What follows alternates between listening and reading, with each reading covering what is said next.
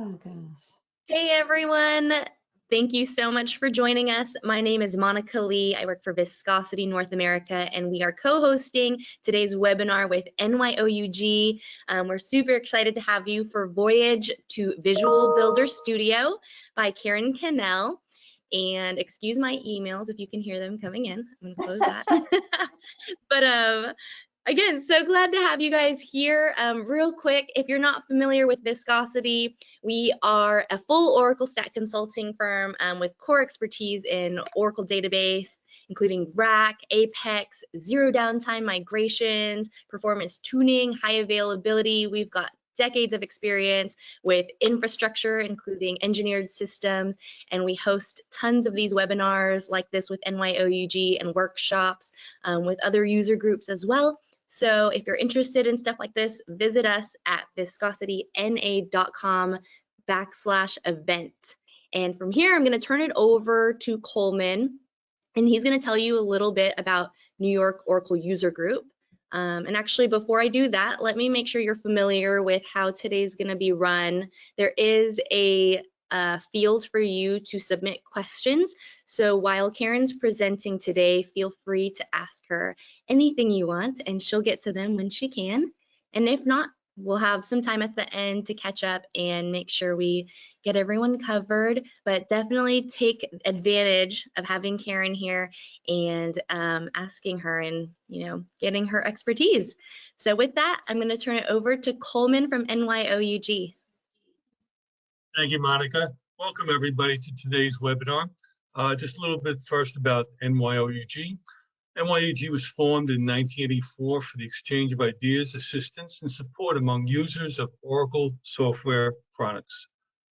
You can connect with us on Twitter, Meetup, LinkedIn, Facebook, and of course our website, nyoug.org.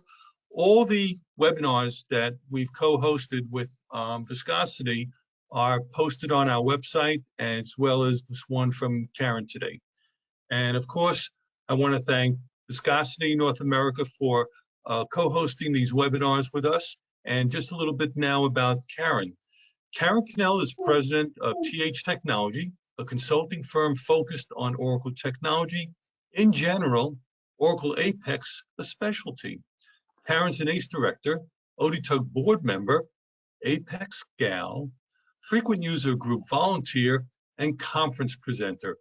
And you'll be able to get her email address sometime during the presentation that Karen will present. Again, thank you everybody for attending today, and we'll pass it over to Karen.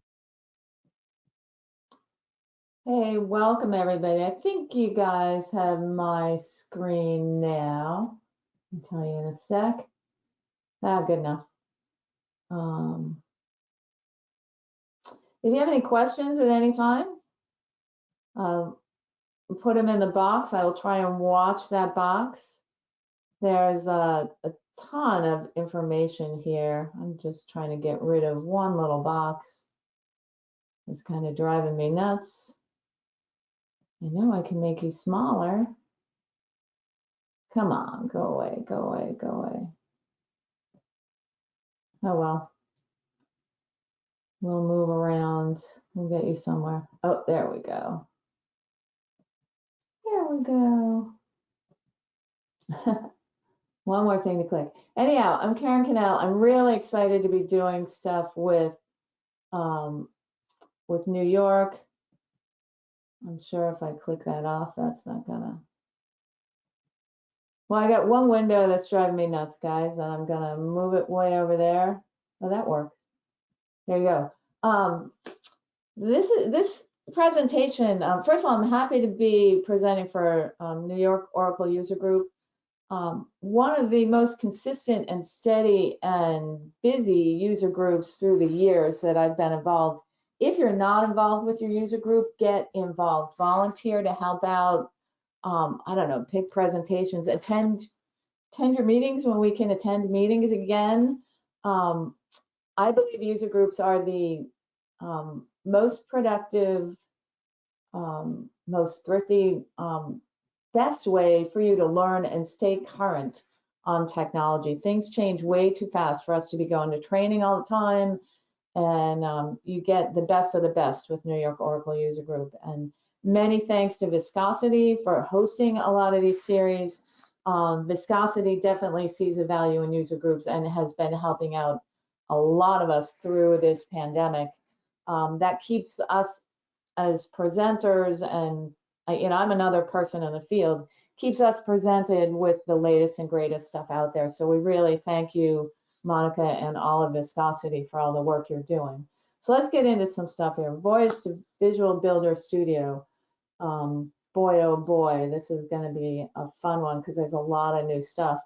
This used to be, this presentation used to be Voyage to Visual Builder, but then they came up with this Visual Builder Studio thing, which is actually an improvement of the Developer Cloud Service. If anyone played with a Developer Cloud Service, that gives you continuous integration, continuous deployment, lets you manage your builds, lets you do all, manage your agile stuff, manage issues. All that Developer Cloud Service stuff has now been, as they forecast, moved into Visual Builder Studio, not to be confused with Visual Studio Code. That's a different animal. But anyhow, from a different company. So Visual Builder is for building visual applications. It's like a JavaScript-based Apex, and Shay Smeltzer is probably rolling over when I say that. Visual Builder is to JavaScript developers what Apex is to PL SQL developers. You can think of it that way. They are both going to stick around. Neither one of those tools, Apex nor Visual Builder, are going away. And Coleman mentioned all this stuff about me. I'm actually a mechanical engineer that got into this stuff, and I love it, so I'm still doing it. Real important, that is my happy space, and there's a little dot there about there. That's me. That's my happy place. Whatever you need to do to stay sane and calm and productive, working, do it through this time. Vaccinate if you're into that. And maybe we're getting out of this sometime soon. Hopefully we don't go the Italy, France route. This is where I love to find out what you guys are on, what platforms. So what I'm going to do is I'm going to assume you're new to Visual Builder and new to Visual Builder Studio. And I have to be full disclosure.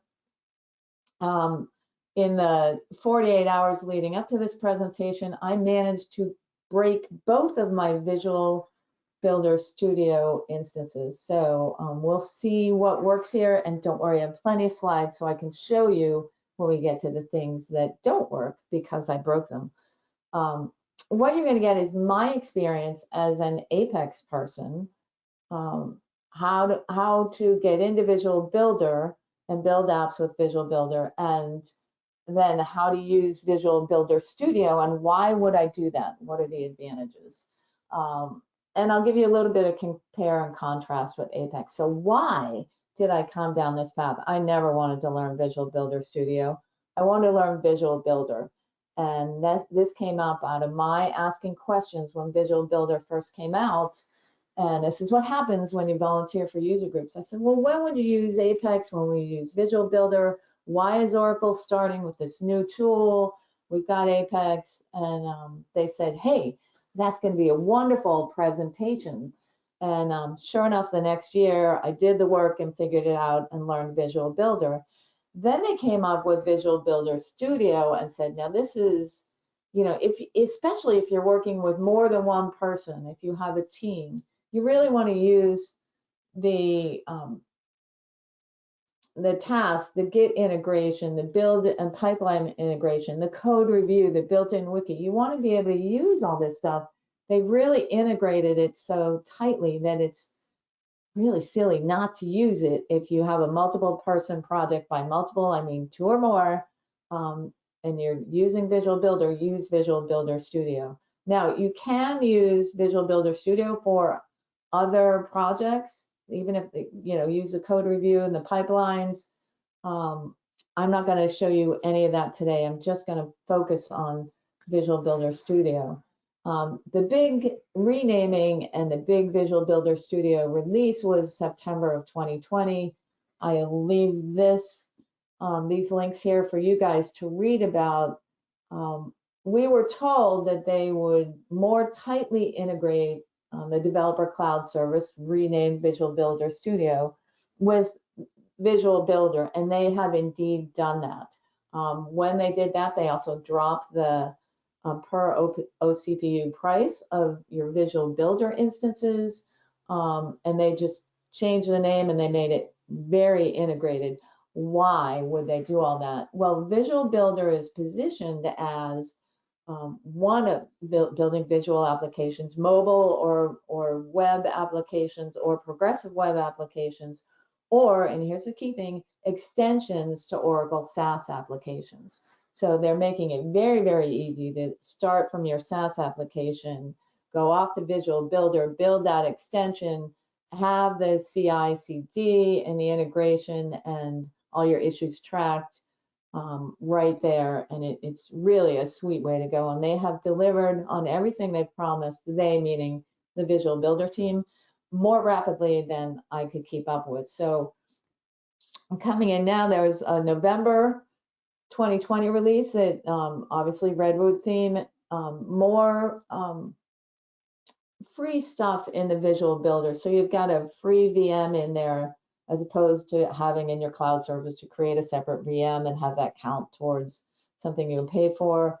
Workspaces are now per developer, per application, a whole bunch of interesting stuff. A few more, pardon my typo there, a few more new templates for forms, and they keep adding templates in Visual Builder. So there was that November release that did a lot. So a September major release, a November release with new things, and now in February 2021, yet another new release. These guys are working real fast, doing significant things. The improved code editor, remember that Visual Studio Code thing? Well, now you've got that editor in your Visual Builder. And if you're a JavaScript developer and you're used to that sort of development environment, now you've got that in your Visual Builder and Visual Builder Studio development environment. There's now the concept of custom backends, meaning this is important. I don't want to forget to mention this. You can build an application in Visual Builder and then export it and run it in your own environment. You do not have to run your Visual Builder applications in your Oracle Cloud environment. Now, if you're extending a SaaS application, an Oracle Cloud SaaS application, then you can't do that. But little things like I'll show you in a moment that aren't dependent on something in your visual environment, a build object that's a build object that's built in, you can actually export that application and run it in your own on your own servers. So this custom backends gives us integration with those servers for ease of deployment if you want to. More Git integration, action names, Redwood theme development experience. You'll find if you've been to my presentations before, there's tons and tons of slides. These are for your reference for later. I'm not going to read every word on every slide. But just to give you the idea, the project architecture is such that here's all that CI/CD, the environment, the Git repository, the builds and all that. When I'm working on a visual application project, I'm in my workspace, and Apex developers, forget your sense of a workspace that could have multiple users. In Visual Builder, my workspace is me working on my application with my clone of the code. And if I have another application, that's a new workspace. If Joe sitting next to me is working on the same application, he has his workspace and his clone of the application. And so that's what the Visual Builder Studio gives you, is this parallel workspaces. Multiple people can work on the same code at once.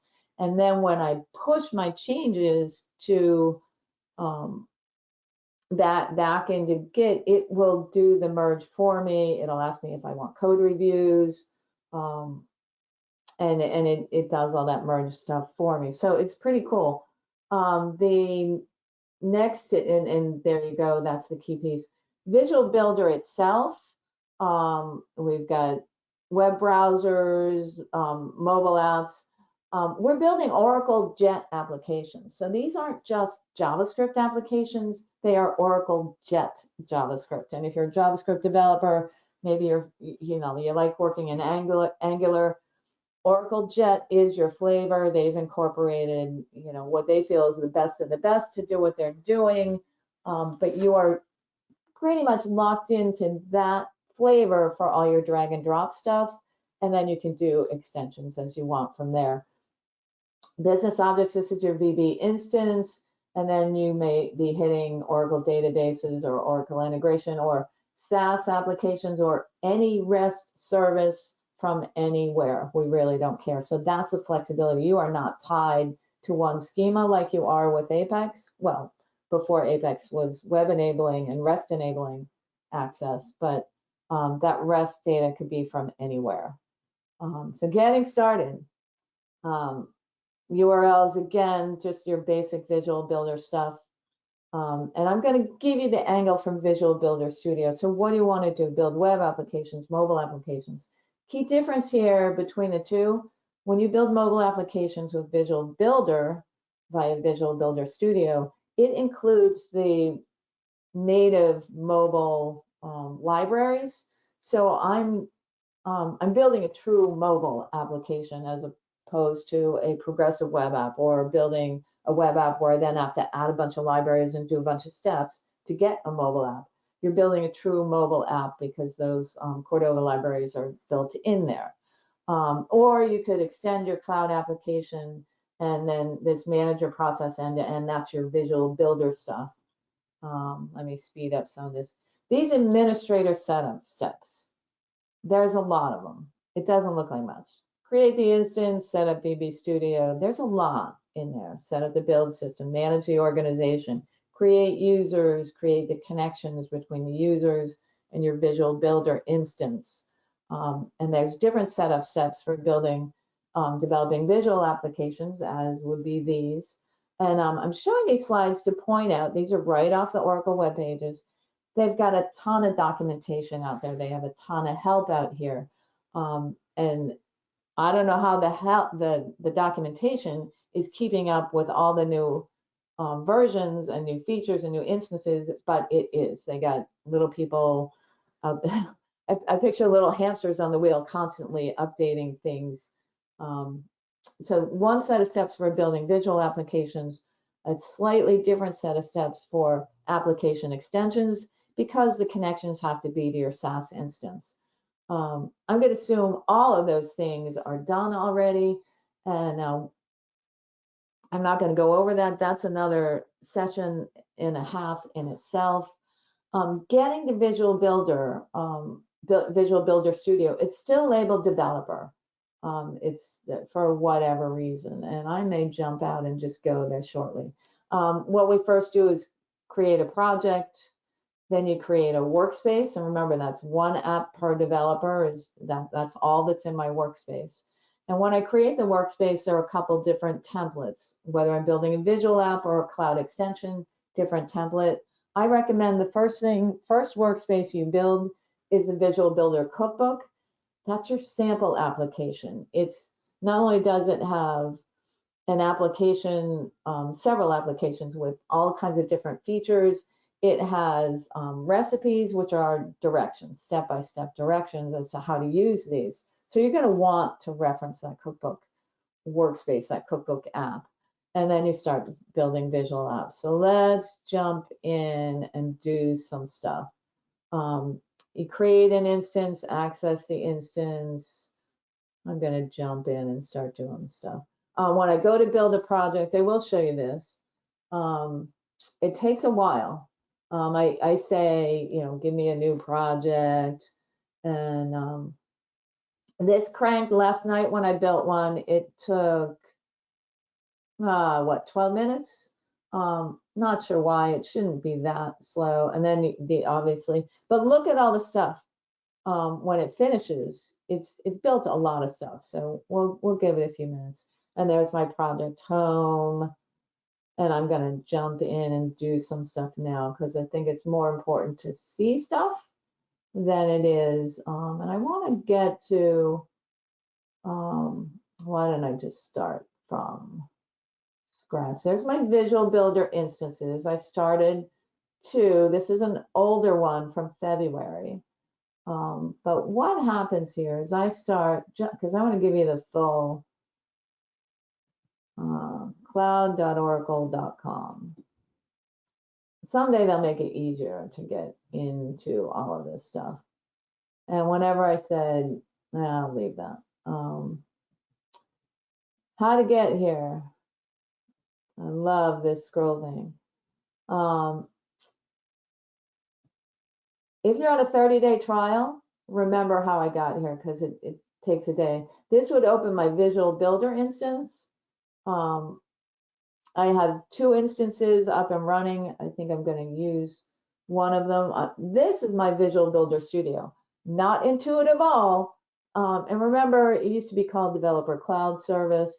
Do not be confused with somewhere else. There's a Developer Services. Don't go there. Platform Services Developer. This brings me to my Visual Builder Studio. I've already created an instance. Your Visual Builder Studio instance is 1-to-1.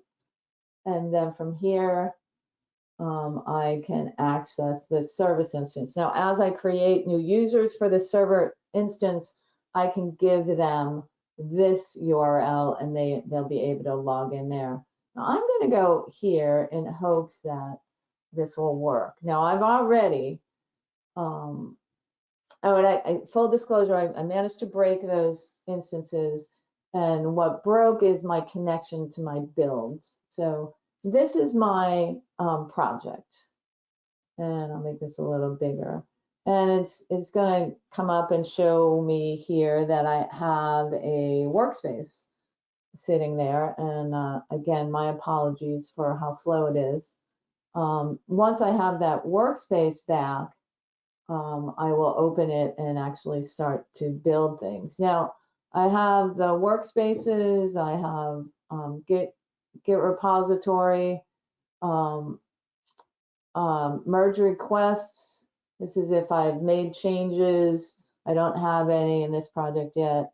When I build the project, one of the things it does is it does these builds. This isn't going to be able to show me that because it's not showing any builds there. Let's go back to project home, workspace, and I may switch to the other one because we can't see the build stuff here. Okay. When Shay does these, it's much faster. So when I build my project, by default, I get that first workspace. I get all these environments, and I may indeed switch to the other one. If they're both going to be broken, then we'll use this one because I just did this today. So I've got a workspace. I actually put some stuff in here usually earlier today. And once I open my workspace, and it's going to take a few minutes to open the workspace, it's fetching the latest set of stuff in the repository, which is there's a little right now, not too much. And once this opens, then I'm in a Visual Builder environment so that I can start building visual applications. So this is a pretty cool environment here. Now here I've got this one app built already. Let's kind of get out of this and well, let's build a new one from scratch. What happens when you build a visual application is you need you need data. first, and I wish I had that slide. You can do data as business objects, which I don't think I have any in here right now. I can create my own business object. So business objects is like a table that lives in the Visual Builder environment. And as I create, so I created stuff. There's my stuff, lots of stuff. Fields. You notice it created the audit columns for me, and now I can add a new field. And I'm going to give it a name, and then I'm going to create another field. This is kind of a nice thing. Let's call this phone, and I'll give it that type of phone. Now I could do this all day long. I can create an email, and I'm just showing the little types. But most of the time, what you will do is go up, and so I've got another business object. What it's done for me, because everything in every data consumption in Visual Builder is a REST endpoint. So as I built this guy, it built the REST endpoints for me, all of them. Now, most of the time, I would do something like this from the data manager, where I would import from file and replace all my data in my object. So if I had a lot of stuff in a spreadsheet, I could import and populate that business object. I could export all my data.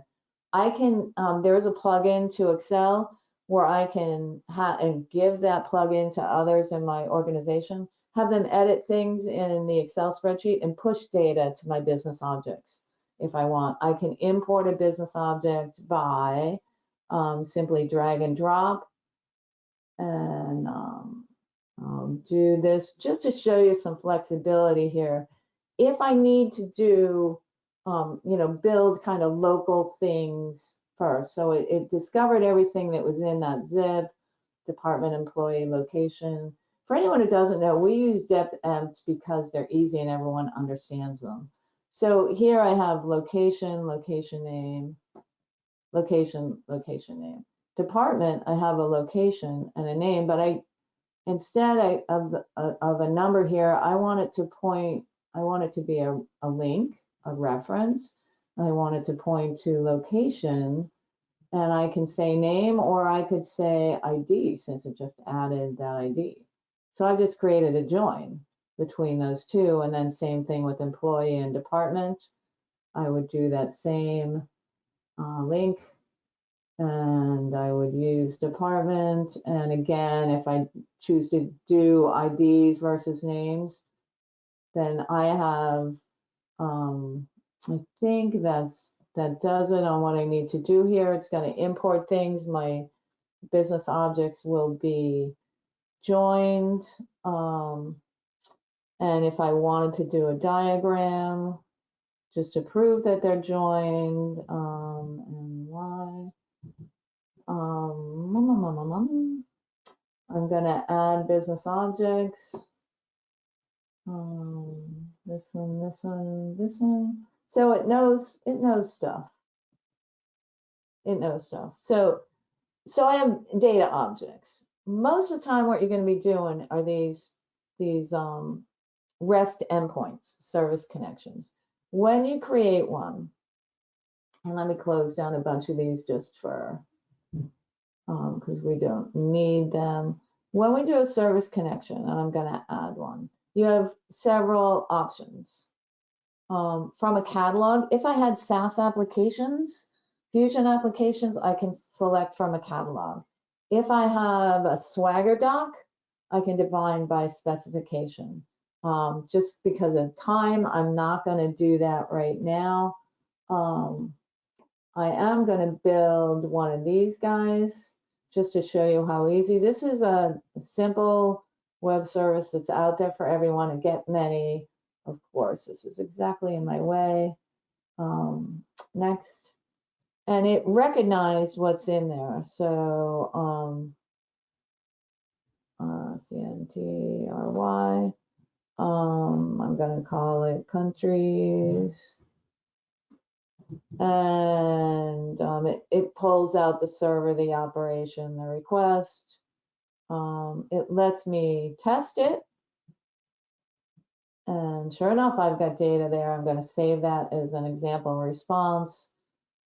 And done. And so I'm going to add that. Too many things in one place here. So now I've got an endpoint. But I also, so now let's add one more. I want to add a get one. And there's a reason to my madness, because I want to get a list and then I want to get one individual. And I know what I'm typing here because I know what web service I'm using. So again, it knows the request. If I want to test it, it knows I've got one parameter. Let's send the request, test it. And sure enough, save that example response. And now I've got two endpoints. So now I have, another one with the little green thing on it. I'm not sure what that's. It's telling me something on that. So now I can actually go build an application. And in Visual Builder, and remember, I'm in Visual Builder Studio, but I'm building a Visual Builder application. I can build a web application. I'm going to build a mobile one just because I can. NYOUG.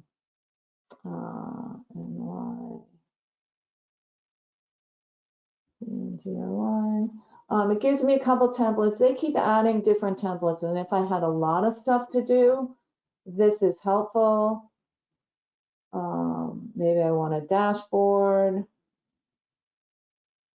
Never type and talk at the same time. Maybe I want an admin page, and this is just giving me the skeleton of my application. So for country, that page I want to list. For the dashboard page, I want to default to a dashboard. It's just building, this is low code. I'm building some defaults in here. And now it goes out and it's building that application for me.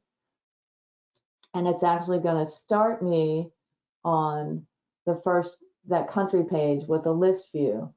So this is empty right now. I'm going to click on my list view and I can close this down. This little red dot means there are changes that have not been committed to Git. It's just a little reminder. And close down that panel, give me more space. I clicked on my list view. In Visual Builder, always look for these quick starts because they tell me what to do next. If I know nothing, look for the quick start. And now I'm going to add data. And now here's my business objects, process objects. Here's the one I just built. Here's the one I just built here. I'm going to use the one I built earlier because I know that one works. And now I've got this list item, a couple templates, and these are very, very flexible. That's a whole study in itself. I played with these over the last few days. This is a change in the new version.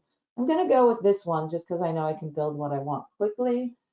I'm going to add a flag in that first region, but I want it to display not as text, but as an image.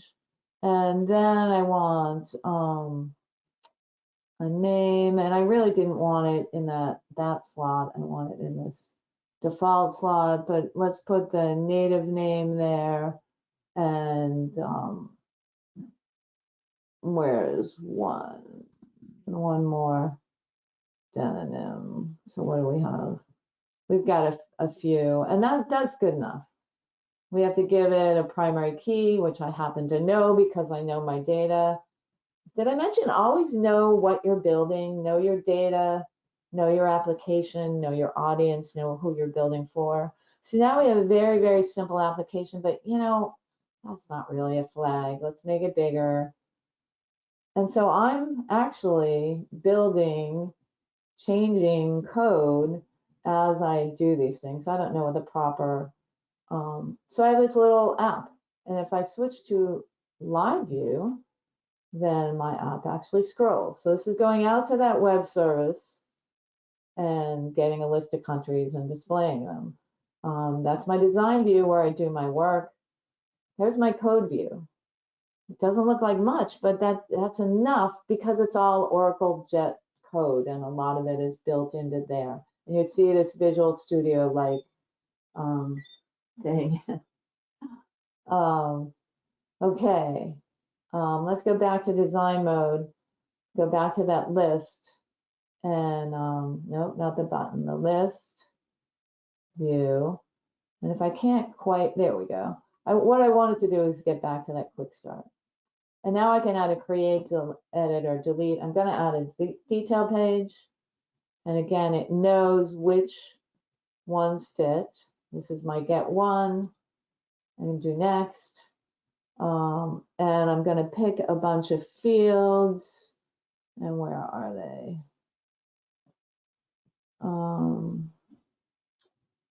Name, native name.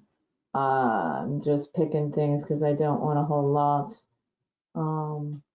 I would do region, sub-region.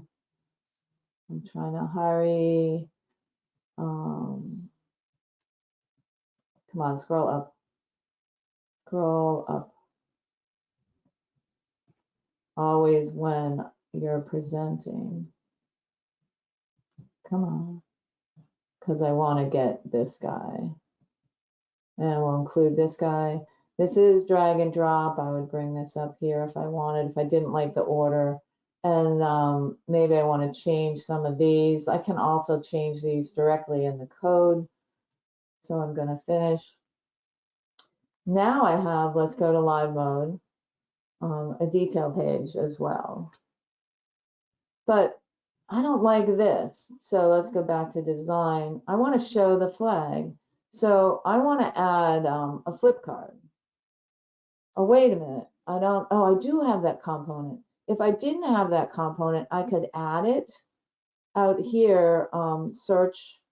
There's all kinds of components that I can then pull in. These are all web components.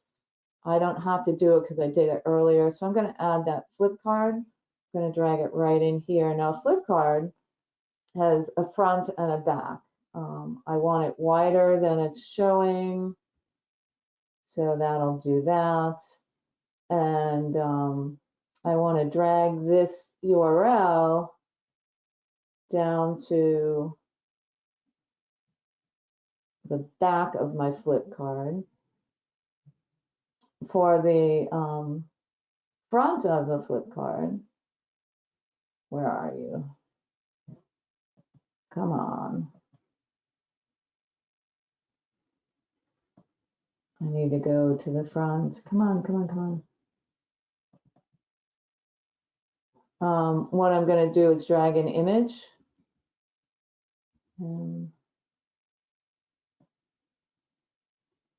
Onto that front. For that image, the data, and again, we'll want that width the same. And for the data, so what you're seeing, I'm going to use data that I have because I've already pulled it. I'm just showing you a different way to get to setting that data. So now I have, that's my design view, so it's not going to work. Now I have a real simple flip card. Now I didn't write any code to do any of this. So I'm done. I'm done. I want to deploy it. This is wonderful. You know, look at all the code I've written. Look at everything I've done. Let's go back to my application up here.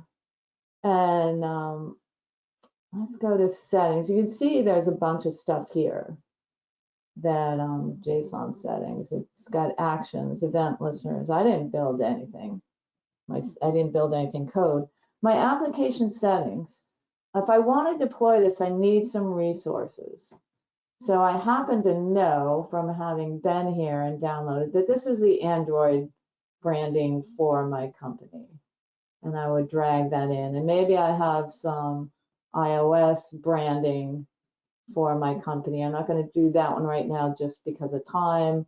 I would give it, you know, appropriate names, build configurations. If I want this to run as a mobile app, I need to build an Android and probably an iOS. So in DB1, release versus debug. I'll leave the rest of the defaults. And now, and for your iOS, you'll have different stuff as well. I have this key store prepared,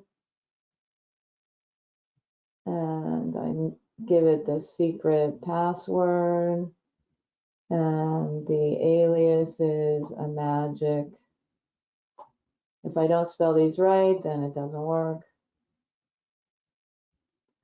And then I save, and then I have a build configuration. I don't have any custom plugins or imports. If I did, I would put them here. Progressive web app, I love this. All I have to do is say, yeah, make it a progressive web app. And now there's a little bit of things I have to set here. Again, it's going to want some PWA branding. I've got that set before. Let's make it a New York OUG kind of, that's not the right turquoise, but it's close enough for demos. Security, this is where if I want anonymous access, I would set it here. You can only do this if you don't have dependencies on your business objects. So now what would I do? Now I would run this thing and or publish. Publish is going to push the stuff out to my Git repository. And here's where I can say merge now. Now this is my initial commit because it's brand new, right? It tells me I have 66 change files. If I wanted to send it to someone to review, I can send it to them to review, and they'll be able to look at all these files and then review or not. If I have an issue, I can include that here, and it'll link this push to my repository to my it'll link the issue to this build that I am pushing out for review, for someone to review, look at the issue, yes, is it fixed or not, and then after that review, they can say, okay, push to the main trunk. So I'm going to say publish changes, and it's going to tell me that my environment is not up to snuff. But anyhow, so you get the idea, and this is how I would work. Now, I know if I go back to my Visual Builder Studio, that my build stuff is not there. Because when I connected my OCI account, I broke it. But if it was there, we would be able to see a build. I did put an issue in here. I'd be able to link that issue. If I had created a merge request, you would see it here. And it all ties together. So what I'm going to do is close this down because I have slides of all this. Of course, I have tons of slides. So you've got, I showed you the project, the workspaces.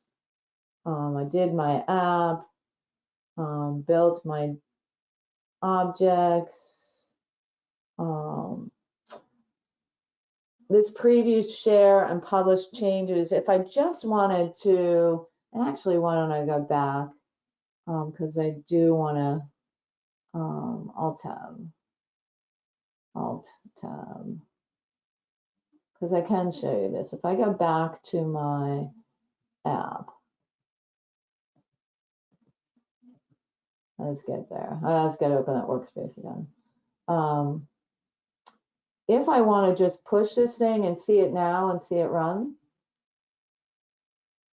it will it'll come up here. I can say rebuild my app. So this is like locally. I can do this build, and what it's going to go out is going to go do the build for the native app and for the progressive web app. And when it comes back, I'll have a barcode there. And if you guys scan on that barcode, you can actually run this app.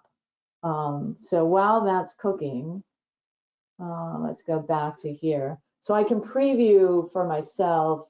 I can share, which I just did. I can publish changes, which I showed you. So lots of flexibility there. And this I showed you merge now or after. It shows me all the change files.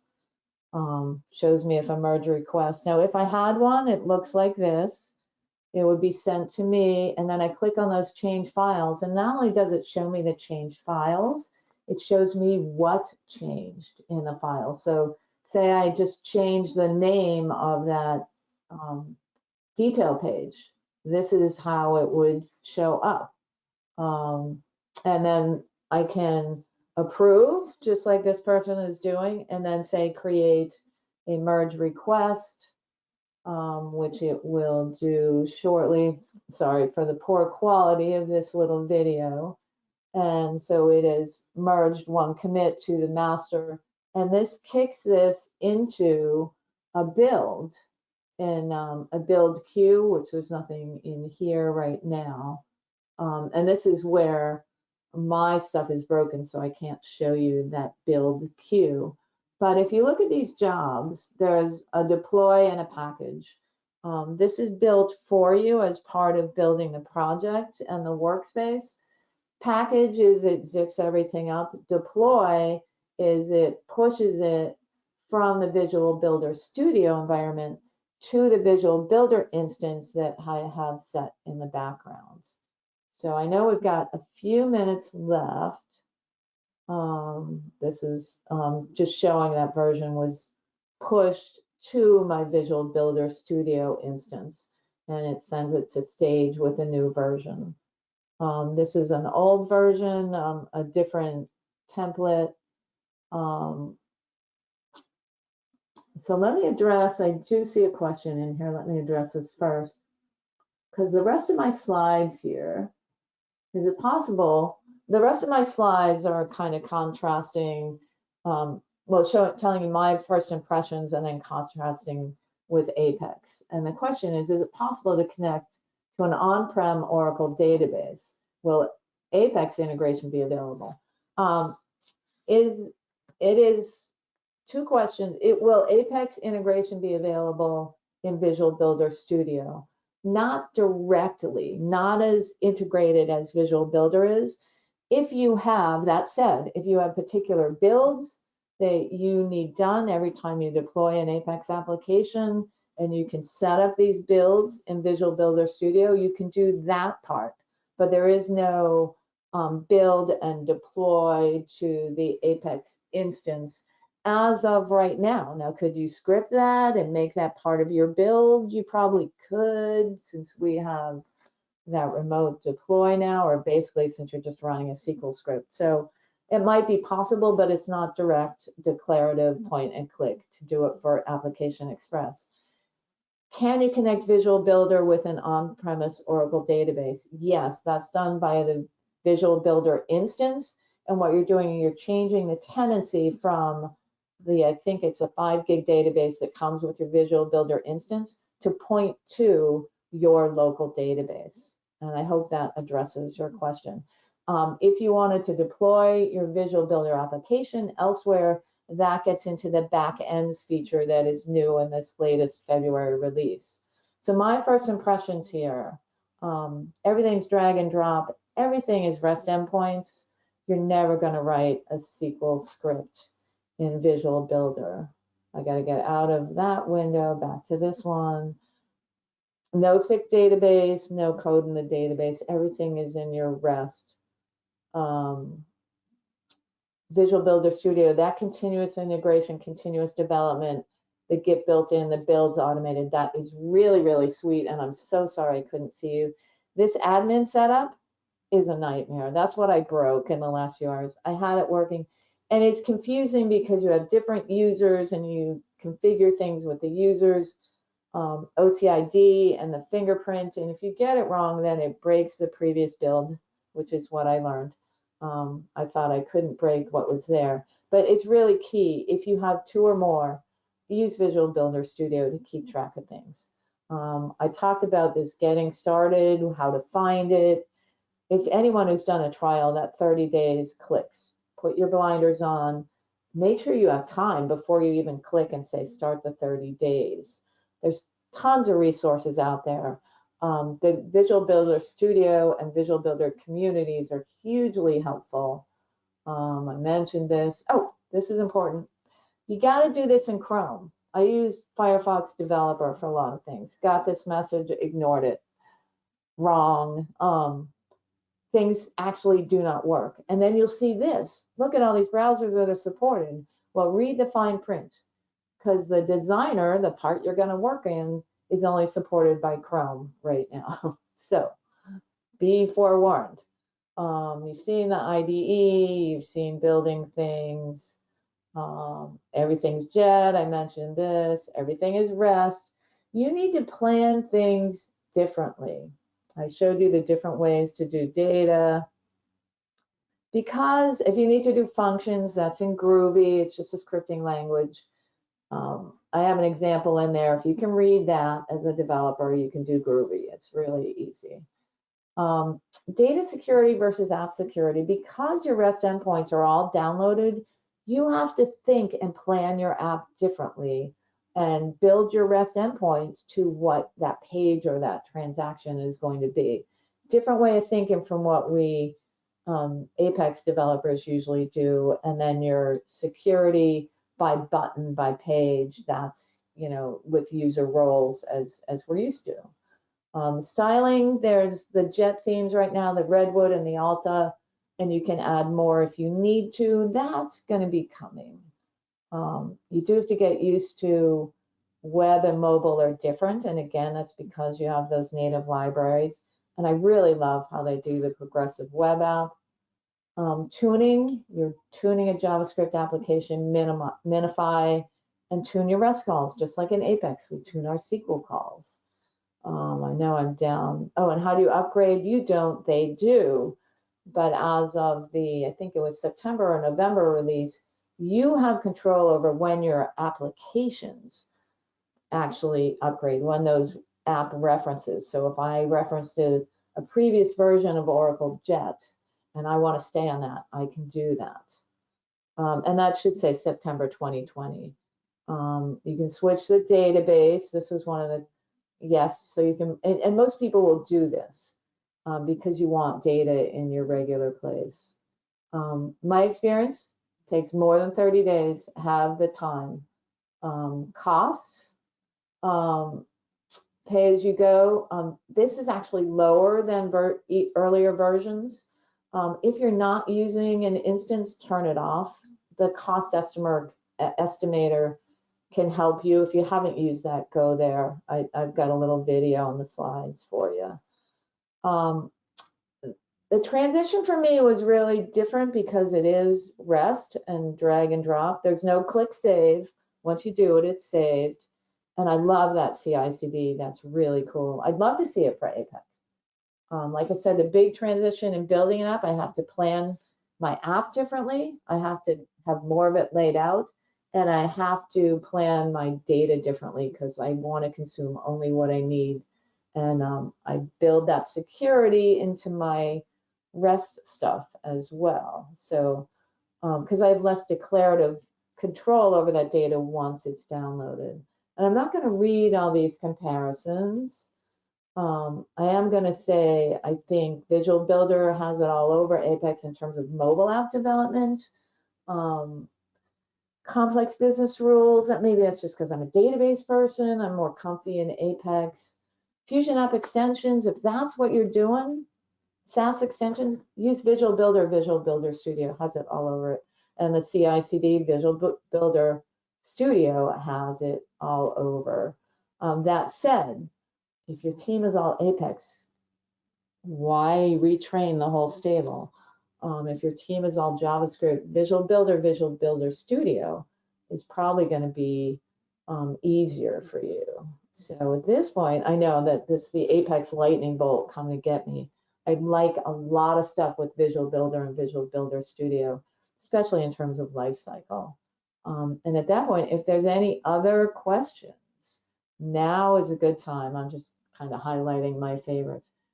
So there's a video series. There's tons of learning material out there. As I said earlier, I have no idea how they're keeping all the examples and the documentation up with the new features that they're pushing out very rapidly, but they are. So go out there, plan the time to invest, and go for it.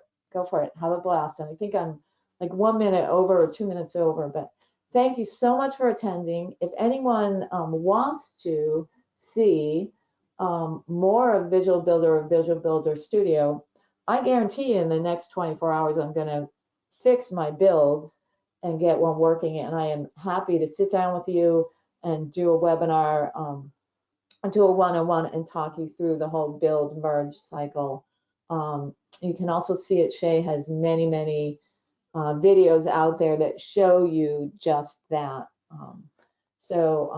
This is an exciting new platform. Visual Builder is an exciting new tool. Visual Builder Studio, if you have a team, 2 or more, use it. It's going to make your life easier. Plan for the administration steps. They are confusing if you're not used to it, and they break easily, as I proved to myself and the world last night. So contact me anytime. This gives me a break in my day, and I love helping people, and have fun with it. And thank you so much, Coleman and Monica, for having me today. And you guys have a great St. Patrick's Day, and stay safe out there.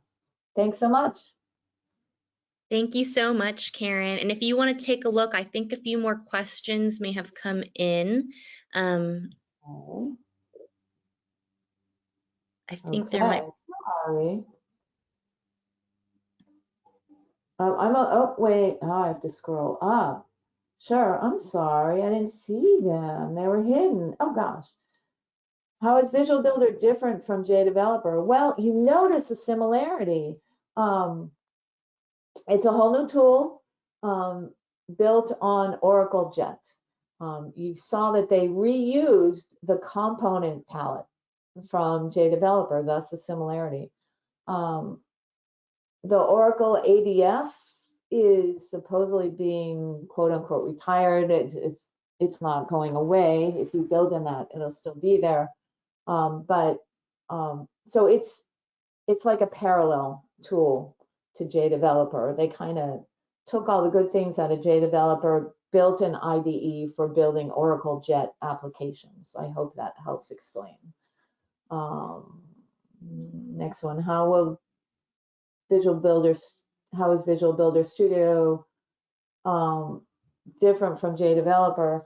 I just explained that. Is it used for Apex development only? It is not used for Apex development at all. This is part of my voyage to Visual Builder. Is I'm an Apex person. I'm not a JavaScript developer. I just go through things as I can. Oh, sweet. Thank you. It's spring. Oh, that was sweet. He knew I was sweating over this. So this has nothing to do with Apex development other than it is a transition and it is another option for you. And can Visual Builder be used for ADF application development? Visual Builder itself, no. Visual Builder Studio, if you want to put your builds in there, I bet you can. But the actual designer, where I had the code views, all of that is Visual Builder Oracle Jet development. So you have to go back to Jdeveloper for your ADF. And I hope that covers it. And if anyone has any other questions that you think of tonight or tomorrow, just contact me. I am happy to address them at any time. And thanks so much, everybody. I know it took another 5 minutes of your day. Thanks so much. Thank you so much, Karen. We really appreciate your time and expertise today. Yes, everyone, I know you're probably going to ask, you'll get her slide deck. After today's webinar finishes rendering, you'll also get a copy of the video to rewatch. It's also posted at NYOUG.org, and we should be emailing you a link to also send you to the video. So thank you again. Thanks, Karen. Thanks, Coleman and NYOUG. And thank you, everybody who made it today. We're so happy to have these in such popular demand, and we hope you keep coming back for more. Thank you. Thank you. Thanks, Monica. Thanks, Coleman. And everybody have a great day. Take care. Bye. Bye now. Ah.